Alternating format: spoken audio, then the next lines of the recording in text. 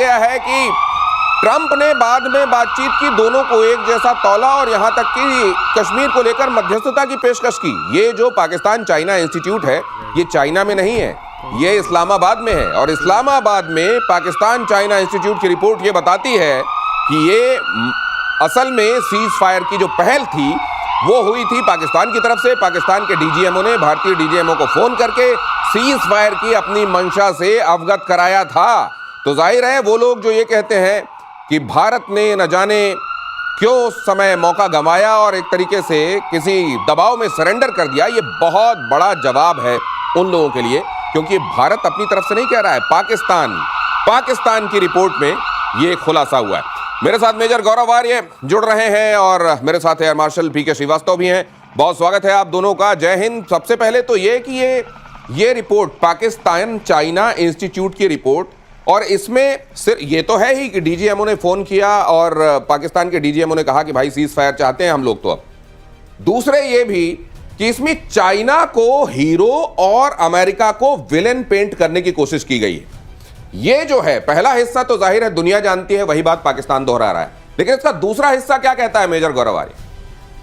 देखिए, साफ सीधी बात है, चाइना की रिपोर्ट है तो जाहिर सी बात है इसमें चाइना हीरो है और अमेरिका इसलिए विलेन है क्योंकि चाइना की कंपटीशन अमेरिका के साथ है। तो जो अपनी रिपोर्ट निकालता है उसमें वो हीरो होता है और दूसरा विलेन होता है। दूसरी चीज दिनेश ये है कि सब देखिए, बात यह है कि चाइना को मुंह की खानी पड़ी, ये बात सच है। चाइना बिल्कुल सामने तो नहीं आया, लेकिन चाइनीज इक्विपमेंट सारा का सारा फेल हो गया, चाहे वो HQ9 हो, चाहे वो PL-15 हो। हम लोग आपके प्रोग्राम में एट लेंथ डिस्कस कर चुके हैं कि क्या क्या चाइना का फेल हुआ, क्या क्या चाइना का एक्सपोर्ट वाला वो क्रैश हो गया।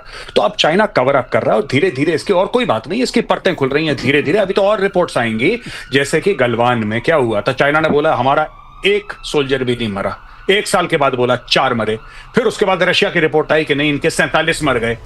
तो ये सारी की सारी बातें धीरे धीरे आती हैं। ये सारी बातें धीरे धीरे आएंगी, लेकिन मुझको लगता है कुछ दिनों में एक और रिपोर्ट आएगी पाकिस्तान की तरफ से, और इस बार जो रिपोर्ट आएगी वो पाकिस्तान अमेरिका इंस्टीट्यूट की रिपोर्ट आएगी, और उसमें कहा जाएगा कि देखिए चाइना ने तो हमको एक्सपोर्ट क्वालिटी का घटिया माल दे दिया था, उसकी वजह से हमारी हालत खराब हो गई, और अमेरिका ने वक्त रहते हमको न बचाया होता तो हम टंग गए होते। ये मेरे ख्याल से इसी तरीके से ये बैलेंस करता रहेगा अपने दोनों अब्बुओं के बीच में, जैसा वो अब्बू कहते हैं। बिल्कुल सही गौरव, सही नाम लेते हैं, दोनों ही अब्बू हैं और कभी इसको खुश करता है कभी इसको खुश करता है। अब दोनों के बीच में वो कैसे मैनेज कर रहा है ये हम लोग को सीखना पड़ेगा। लेकिन मुझे ये हैरानी है कि एक सच वो कैसे बोल रहा है इसमें कि हमारे डीजीएमओ ने पहल की थी और कहा था सीज फायर करा। अब यही तो बात है, एक सच तो उसने बोला। मैं इस बात को लेके हैरान भी हूँ, मैंने सोचा गौरव की कोई प्रतिक्रिया आएगी, गौरव ने इस पर नहीं बोला, लेकिन बात यह है कि ये तो बात मान गए कि पाकिस्तान में इतनी पाक तो बाकी है।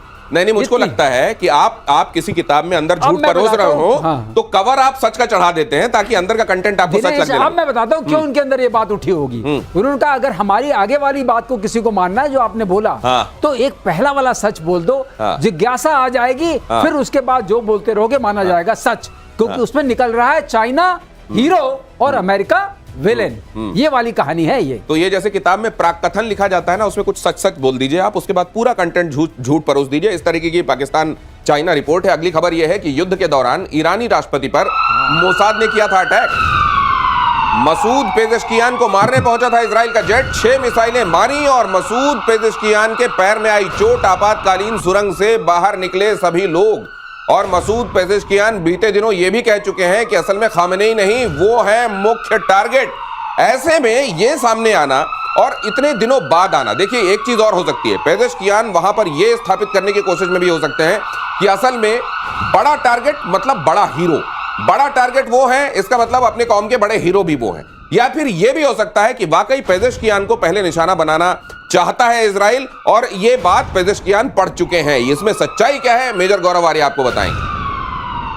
क्या बात आपने बोली दिनेश भाई, इसमें टोटल स्टोरी ये है कि जैसे हिजबुल्लाह के लीडर नसरल्लाह को मारा था, बिल्कुल नसरल्लाह टाइप का अटैक था। नसरल्लाह को कैसे मारा, वो बिल्डिंग के नीचे कहीं सुरंग में बैठा था, ऊपर बिल्डिंग मारी, पूरी बिल्डिंग धस गई नसरल्लाह के ऊपर, इससे उसका गुड नाइट हो गया और थैंक यू हो गया। इसी तरीके से पेजेश्कियान को मारने की कोशिश करी थी, लेकिन एंड टाइम पे वो बच निकला।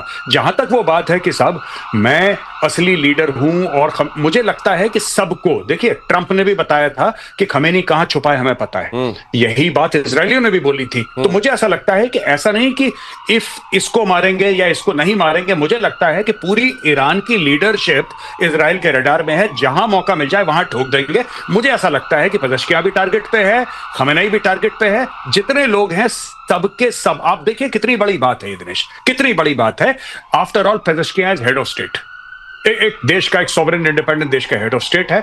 उस हेड ऑफ स्टेट को टेक आउट करना चाहता है इजराइल, और यहां पे इन्होंने अपने मौलवियों के थ्रू ईरान में बोला है कि ट्रंप और नेतन्याहू दोनों की सुपारी दे रखी है। तो ये कितना सीरियस मामला है, जहां पे सिर्फ दो देश आपस में नहीं लड़ रहे, you are actually physically trying to eliminate, आप खत्म करना चाहते हैं दूसरे देश के हेड को, दूसरे देश के हेड को खत्म करना चाहते हैं। और ये उस तरीके की भविष्यवाणी है जैसे गर्मी समाप्त होने लगे तो आप कहें अब बारिश आने वाली है। अरे वो तो आने वाली है ही।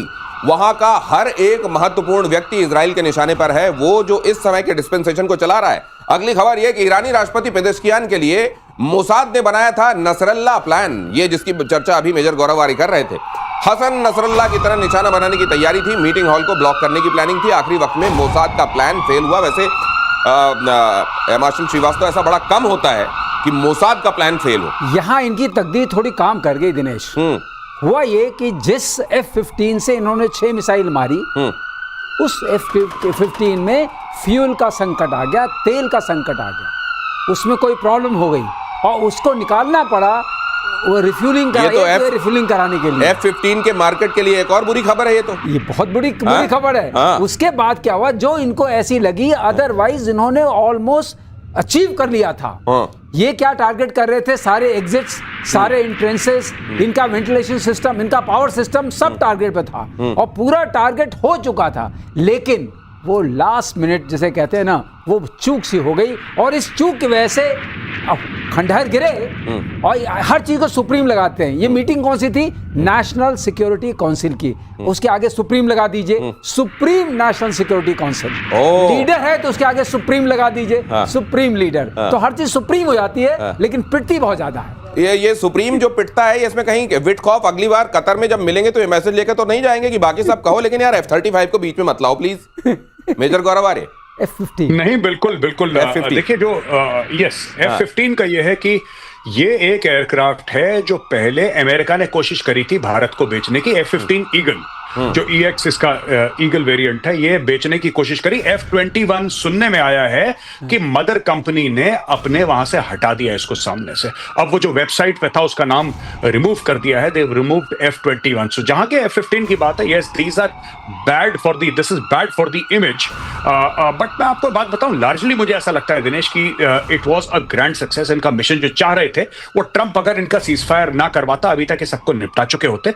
जहां तक मुझे ऐसा लगता है कि वेपन सिस्टम्स बहुत ज्यादा हार्शली जज भी होते हैं, क्योंकि वो उनको तब काम करना होता है जब जिंदगी और मौत का सवाल है। तो अगर वॉशिंग मशीन है और वॉशिंग मशीन फेल हो जाती है या माइक्रोवेव फेल हो जाता है, आप कहते हैं कोई बात नहीं यार, रिपेयर हो जाएगी। लेकिन वॉर की मशीन्स के साथ ऐसा नहीं होता कि फेल हो जाएगी, क्योंकि जब उसको चूकना नहीं चाहिए था तब वो चूकी। इसमें बेहतर बता पाएंगे हमारे जो सीनियर यहाँ पे हैं, एयर मार्शल श्रीवास्तव सर बता पाएंगे आपको बेहतर। लेकिन जहां तक मेरा मानना है कि yes, it is definitely bad publicity for the F-15, इसमें कोई डाउट नहीं है। F-15 के लिए ये बुरी खबर है। और यहां मेरे साथ अब कर्नल शैलेंद्र भी जुड़ रहे हैं, और ये बता दूं आपको कि भारी बारिश में से वो स्टूडियो तक पहुंचे हैं, अभी भी भीगे हुए हैं, लेकिन आप तक पहुंचना था उनको। शो मस्ट गो ऑन की तर्ज पर वो यहां मौजूद हैं। और चीन और ताइवान के बीच भड़क सकता है युद्ध। ताइवान के बेहद करीब चीन का सैन्य अभ्यास। ताइवान ने चीन की भड़काऊ कार्रवाई इसे बताया फुजियान प्रांत में चीनी सेना का अभ्यास। इधर देखिए, ये तस्वीरें उसकी हैं। मतलब ये अब घुड़काने से एक कदम और आगे, ड्रिल एकदम गर्दन के पास जाकर वॉर ड्रिल करना और धमकाना, यहां तक बात पहुंच गई है सर। देखिए, ये आप देख रहे हैं ना, ये वाटर टैंक्स हैं, ये टैंक्स हैं जो बोट टाइप हैं, और ऊपर से इन्होंने इसमें एक ऐसे एयरक्राफ्ट का इस्तेमाल किया जिसका जिक्र मुझे जरूर करना चाहिए। वो विग एयरक्राफ्ट है। विग मींस विंग्स इन ग्राउंड। अच्छा, ये एयरक्राफ्ट, आप होवरक्राफ्ट आपने देखा है, सस्ते से थोड़ा ऊपर चलता है। ये थोड़ा ज्यादा ऊपर चलता है और आईकॉव ने इसको जहाज का नाम दिया है क्योंकि ये एरोडायनामिक सर्फेसेस का इस्तेमाल करके चलता है। तो ये क्या है सर, मंडराता रहता है ऊपर? ये मंडराता नहीं है, अगर प्लेन सरफेस हो तो इसकी जो एरोडायनामिक्स होती है कुशन बन जाता है और फिर बहुत तेजी से जा सकता है और ये बहुत साजो सामान ले आ सकता है। अच्छा। मतलब इसकी जो कैरिंग कैपेसिटी है बहुत ज्यादा है, तो लॉजिस्टिक्स के लिए अक्सर उपयोग में आता है, वो भी इन्होंने यहाँ दिखाया। और विग एयरक्राफ्ट सबसे पहले रशियंस के पास था, तो उसके बाद इन्होंने उन्हीं वहीं से टेक्नोलॉजी ली है सारी और अपना डेवलप किया है।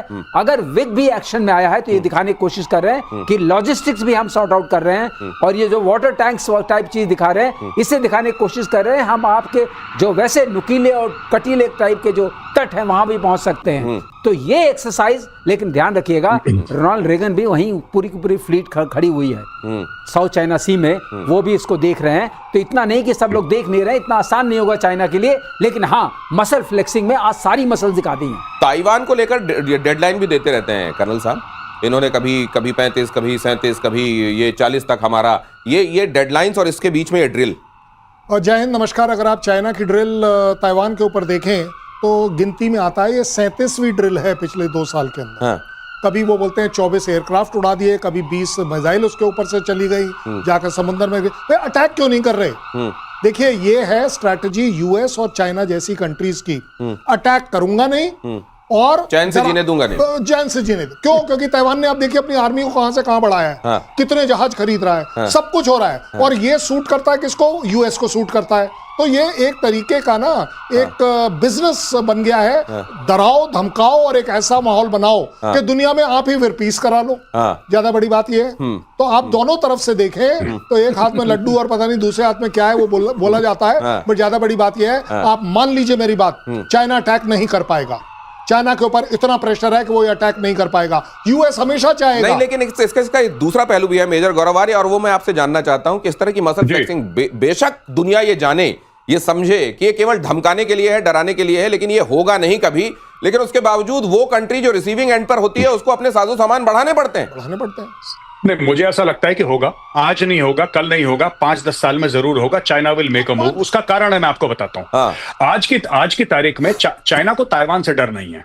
क्या होता है कि हम लोगों ने ये सोचा था, मैं आपको सच बताता हूं, मेरे दोनों सीनियर हैं यहाँ पे, मैं आपको बताता हूं, पहले हमने ये सोचा था कि कोई भी लड़ाई, आज से 4 साल पहले एक एक्सेप्टेड ट्रूथ था इंडियन आर्म्ड फोर्सेस में कि कोई भी लड़ाई 1 हफ्ते से ज्यादा नहीं होगी।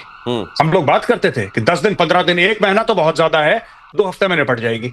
ये एक्सेप्टेड ट्रूथ था और हम लोग इसको कोट करते थे कि नहीं होगी, नहीं होगी, नहीं होगी। अब पता लगा कि रूस की लड़ाई जो यूक्रेन के साथ था 3 साल ज्यादा क्रॉस कर दी। अब ये सच हो गया कि हाँ, लंबी लड़ाइयों की तैयारी कर दो। एक जमाने में ड्रोन को कोई पूछता नहीं था, अब सब ड्रोन कर रहे हैं। आज की तारीख में क्या है कि ये जो अब एक एक्सेप्टेड ट्रूथ है कि चाइना कभी अटैक नहीं करेगा ताइवान को। हाँ, अभी नहीं करेगा, ये बात सच है, अभी नहीं करेगा। और ताइवान को डर इसलिए, और चाइना को डर ताइवान की टेरेन से शायद इतना नहीं है, उसको चाइना अपने, जिसको कहते हैं ना कि अपने चेसबोर्ड पे अपने पीसेस, अपने प्यादे सेट कर रहा है कि उसका हाथी कहां है, उसका घोड़ा कहां है, उसका वजीर कहां है, राजा रानी, ये सब चाइना सेट कर रहा है। जिस दिन ये सेट होगा, China will make a move. अगर चाइना भारत के खिलाफ मेक अ मूव कर सकता है तो ताइवान के खिलाफ भी कर सकता है। लेकिन ताइवान के खिलाफ क्या है कि वहां पे, जैसा सर ने बताया कि यूएसएस रोनाल्ड रीगन है, वहां पे कैरियर ग्रुप है, वहां पे अमेरिकन हैं, तो ये सारी की सारी गोटियां फिट अपनी चाइना कर रहा है। अगर चाइना को लगा कि ओपनिंग है और ज्यादा रिस्क नहीं है, China will go head. China करेगा जरूर ऐसा, लेकिन वो वक्त कम से कम अभी दिखाई नहीं दे रहा है, और ये होगा जरूर। अगर ऐसा होगा जरूर तो वो वक्त कौन सा है, यही $1 मिलियन क्वेश्चन है। और चीन के सुपर एच बॉम्ब, अब इसके बारे में खबर देख लीजिए, इससे दुनिया में दहशत है। बगैर रेडिएशन वाला ये बॉम्ब है सुपर एच, परमाणु बॉम्ब से भी घातक बताया जाता है। सुपर एच बॉम्ब थर्मोबैरिक हथियारों की तरह खतरनाक है। अब ये क्या नया निकाल रहा है सर चीन? ये नया, ये इसने ये निकाला है कि हाइड्रोजन से लेकर के जो बनाया, हाइड्रोजन बॉम्ब नहीं है, इसमें रेडिएशन नहीं है, लेकिन जो इसका टेम्परेचर है वो करीब 1200 से 1400 डिग्री हो जाता है। और मतलब सरफेस एरिया अटैक के लिए, एरिया डिनाइल के लिए, या उस तरह की बात करने के लिए कि उस पीरियड में आपको कोई एरिया नहीं मिले और लोगों को में पूरी दहशत फैलाने के लिए पूरा सक्षम है। और ये TNT में नियरली एक टैक्टिकल न्यूक्लियर बॉम्ब के बराबर है, तो इसलिए बहुत भयंकर है वो नॉन रेडिएटिंग बॉम्ब के हिसाब से। TNT में टैक्टिकल न्यूक्लियर बॉम्ब के बराबर, मतलब TNT जिससे विस्फोटक की क्षमता मापी जाती है, इतने TNT के बराबर ट्राई नाइट्रोटोलुइन, उसके हिसाब से अगर देखिए तो बड़ा घातक है ये। और एक पूरे इलाके में आग में हर चीज को झुलसाकर जलाकर भाप बना देने की, भाप बना देने वाला बात जो मेजर गौरव आर्य कहते हैं। मेजर साहब, ये आप जो कहते हैं मजाक में कई बार, ये वाकई भाप बना देने की तैयारी कर रहा है चीन? हाँ, ये जनरली जैसे फ्यूल एयर मिक्सचर होता है, या फिर आप जैसे सर ने बहुत अच्छी तरीके से समझाया कि raise the temperature in the area. तो जब 1500 डिग्री का टेम्परेचर रेज हो जाएगा तो लोहा भी पिघल जाएगा, इंसान की तो क्या ही बिसात है। तो मुझे लगता है कि चाइना और ये हथियार बना रहा है, और खतरनाक, और इसमें पोस्चरिंग और positioning is very very important. अगर चाइना और यूएस का कंफ्लिक्ट होता है, लड़ाई होती है, जिसके चांसेस बड़े कम है, लेकिन you prepare for the worst. मुझे ऐसा लगता है कि दुनिया को दिखाने के लिए भी चाइना ऐसे ऐसे हथियार बनाता है कि देखो भैया, हम तो तैयार हैं, हम यहां खड़े हैं, हम बिल्कुल खड़े हैं हमारे पास। अब देखिए, इन्होंने बढ़ा के कम से कम जो इनके पास शिप्स थे वो आज की तारीख में यूएस से ज्यादा हैं।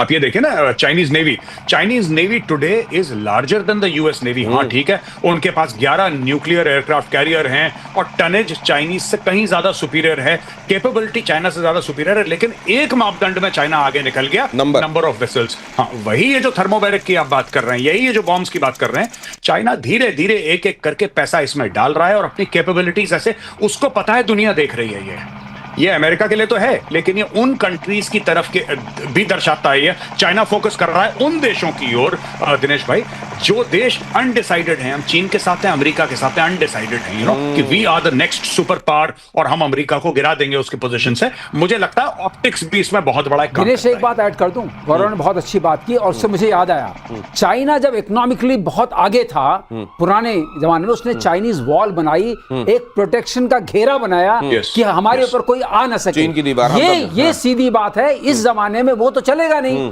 अब वो ऐसे घेरा बना रहा है कि आप उसके ऊपर अटैक करने से पहले 10 बार सोचें। इसमें एक बहुत बड़ी बात ये भी आ जाती है कि न्यूक्लियर के ऊपर सारे कंसंट्रेट करके बैठे हैं। सही बात। इसने न्यूक्लियर का ऑल्टरनेट निकाल दिया, और वो उससे ज्यादा घातक होगा, उससे घातक। और न्यूक्लियर जब आप इस्तेमाल करते हैं तो पूरी दुनिया में एक अलग तरह के विलेन आप पेंट किए जाते हैं। तो आप उतना ही खतरनाक काम कीजिए, उतना ही बड़े विलेन जैसा आप काम कीजिए, लेकिन आपको उतना बड़ा विलेन दिखाया भी ना जा सके, क्योंकि आप नॉन न्यूक्लियर इस्तेमाल कर रहे हैं। यहां पर कैच है। अगली खबर यह है कि US warfare expert John Spencer ने एक बड़ा दावा किया है।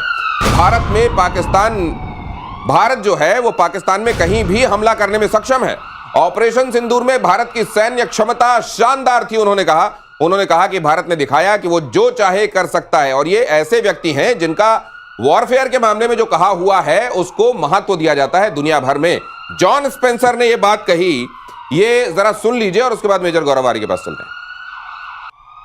ये तो मेरे ख्याल से वहां मुनीर के तक पहुंचेगा, ये बात भी पहुंचेगी, और वो जैसे ये सुनेंगे तो कमरे से बाहर आते ही कहेंगे जीत गए हम।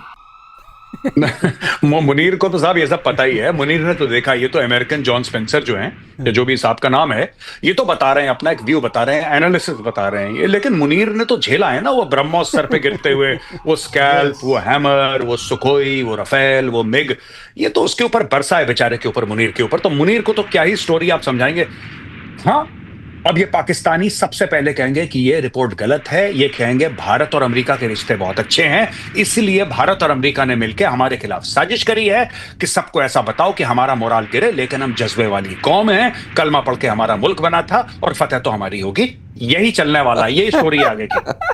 कर्नल साहब, एक बहुत बड़ी बात है। देखिए, मुझे नहीं पता, मैं वेस्टर्न मीडिया का कोई बहुत बड़ा फैन नहीं हूं, और स्पेंसर के स्पॉन्सर करने की मुझे कोई जरूरत नहीं है। हमने जो किया है वो हमें पता है, पाकिस्तान कितना ठुका है पाकिस्तान को पता है, दुनिया को पता है। क्योंकि अभी अगर आप थोड़े दिन पहले देखें तो वेस्टर्न मीडिया तो क्रेडिट देने को तैयार नहीं थी।